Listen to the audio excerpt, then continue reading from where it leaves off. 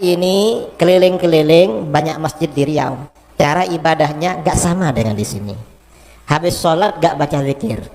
Banyak di Riau. Ya mungkin di Duri ada juga sekarang yang habis sholat gak baca zikir. Ada di Duri. Sudah ada ya. Nah, kalau seperti itu hati-hati saudara. Jangan-jangan itu golongan di luar ahlus sunnah wal jamaah. Nah, ciri-ciri ahlus sunnah wal jamaah itu apa saja di negeri kita? Kalau sholat subuh baca kunut. Kalau mau takbir, takbiratul ihram baca usolli. Habis sholat baca zikir nyaring. Ada keluarganya meninggal dibacakan tahlil. Lalu ada kenduri. Bulan Rabiul Awal merayakan maulid. Bulan Rajab sebentar lagi Isra Mi'raj. Itu ciri-ciri ahlus sunnah wal jamaah. Dulu semua masyarakat Melayu seperti itu. Dan Riau ini sekarang mendapat tantangan paling besar. Mengapa? Karena aliran Wahabi. Aliran Wahabi ini kelompok di luar ahlus sunnah. Yang paling besar lembaganya di Riau. Dan Riau ini target, katanya ingin menjadi pusat Wahabi di Nusantara. Astaghfirullahaladzim alladzi la ilaha illa huwal hayyul qayyum wa atubu ilaik.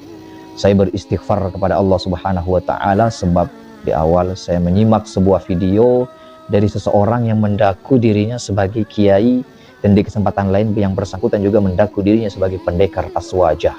Masya Allah, semoga Allah berkahi. Namun yang menjadi pertanyaan saya, kok Pak Kiai ini selalu membawa-bawa Wahabi? Sebuah hal yang tidak ada kaitannya dengan Wahabi kok selalu narik-narik Wahabi. Yang mabuk, lonte, koruptor, pencuri, judi masih banyak Pak, kok Wahabi terus yang diserang? Apakah maling, koruptor, lonte, orang yang meninggalkan sholat, para penjudi, para pemabuk itu lebih baik daripada Wahabi Pak? Kok Wahabi terus Pak? Lucu aja Pak, saya bukan pembela mati Wahabisme, cuma saya lucu. Masih ada persoalan lain, masih ada persoalan lain yang lebih urgen, kok Wahabi terus? Apa saya menduga jangan-jangan bukan karena beda pendapat dengan Wahabi, tapi karena beda pendapatan Pak? Itu pertanyaan saja Pak. Beda pendapat atau beda pendapatan sehingga tendensius kebenciannya begitu nampak terhadap Wahabi Pak? Ya itu pertanyaan saya saja Pak. Yang saya ingin kritisi pada kesempatan kali ini sebenarnya bukan kritis tapi masukan. Pada video di awal Pak Kiai mengatakan bahwa ciri-ciri ahlu sunnah wal jamaah itu kalau sebelum takbiratul ihram melafalkan usolli. Pertanyaan saya, sejak kapan usolli menjadi klasifikasi dan standarisasi ahlu sunnah wal jamaah?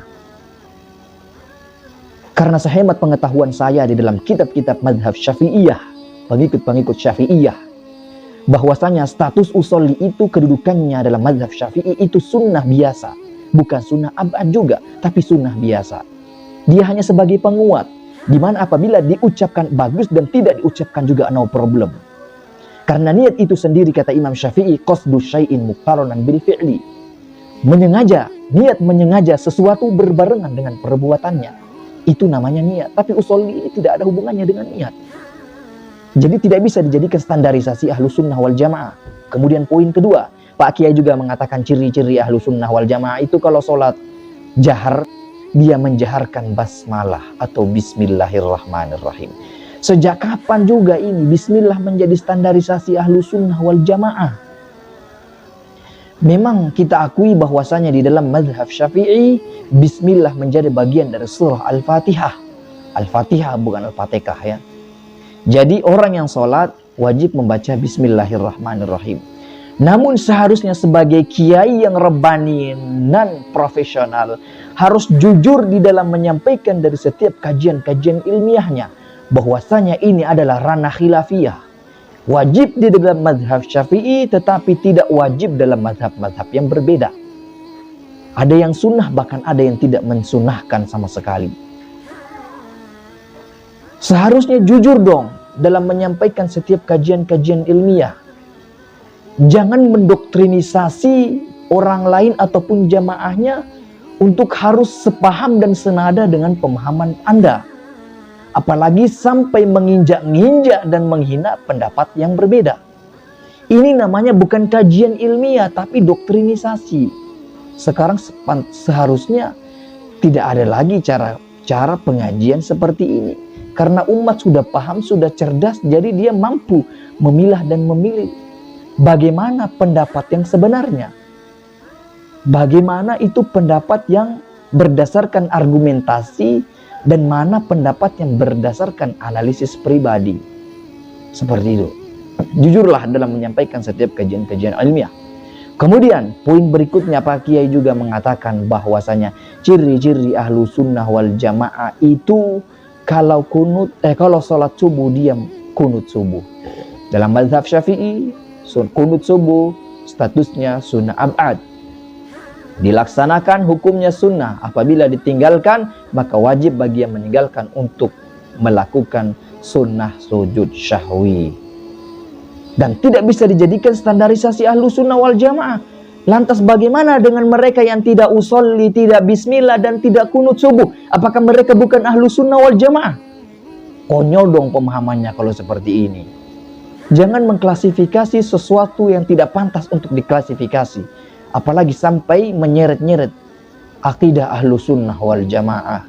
Yang kunut ahlu sunnah wal jamaah, yang tidak kunut ahlu sunnah wal jamaah. Begitu dong cara penyampaiannya. Jujurlah cara menyampaikan ilmu. Kemudian yang berikutnya Pak Kiai juga mengatakan bahwa ciri ahlu sunnah wal jamaah itu kalau sholat subuh, kalau setelah sholat dia zikirnya jahar. Sejak kapan zikir jahar menjadi standarisasi ahlu sunnah wal jamaah? Dalam mazhab Syafi'i pun zikir jahar ini sunnah li ajli ta'lim statusnya. Sunnah untuk li ajli ta'lim, untuk mengajarkan orang-orang yang belum bisa ataupun belum mau berzikir untuk berzikir kepada Allah Subhanahu wa taala. Tidak sampai menyentuh ranah akidah, apalagi sampai mengklasifikasi sebagai ciri-ciri ahlu sunnah wal jamaah. Tidak sampai seperti itu Pak Kiai. Ya, saya kira perlu direvisi.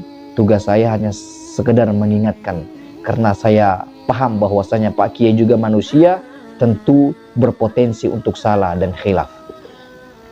Ini sebagai tanggung jawab moral saya sebagai seorang muslim, yaitu meluruskan siapa saja yang bersalah, dan kapan di lain kesempatan waktu apabila saya bersalah, ya saya pun berhak untuk diluruskan. Kemudian Pak Kiai juga di akhir-akhir videonya mengatakan bahwasanya ciri-ciri ahlu sunnah wal jamaah itu dia maulidan, isra mi'raj, kemudian tahlilan. Pertanyaan saya kembali, sejak kapan maulidan, isra mi'raj, dan tahlilan menjadi klasifikasi dan standarisasi ahlu sunnah wal jamaah? Ini tradisi, tidak bisa dijadikan standarisasi ahlu sunnah wal jamaah. Sejak kapan tradisi? Bagaimana mungkin sebuah tradisi menjadi standarisasi ahlu sunnah wal jamaah? Kemudian yang terakhir, Pak Kiai mengatakan ciri-ciri ahlu sunnah wal jamaah itu dia ziarah kubur. Saya setuju kalau ziarah kubur menjadi bagian dari ahlu sunnah wal jamaah, tapi tidak bisa juga dijadikan standarisasi ahlu sunnah wal jamaah, karena status ziarah kubur juga sunnah, bukan wajib. Mungkin sudah muakkadah bagi kiai, ustadz, mubalik yang terlalu ambisi memburu amplop dunia. Dia harus banyak-banyak disuruh ziarah kubur agar litudzakirul maut. Sang kiai, sang ustadz, sang mubalik lebih mengingat kematian ketimbang amplop dunia. Kemudian pesan saya yang terakhir, mohon Pak Kiai, jangan jualan Wahabi terus. Karena kalau mau kaya ya jualan mobil, motor, pesawat terbang kalau perlu. Kalau jualan Wahabi, insya Allah sampai kiamat kurang 1 hari, Pak Kiai ataupun siapapun itu yang jualan Wahabi nggak bakaran kaya Pak. Sekian dari saya. Wassalamualaikum warahmatullahi wabarakatuh.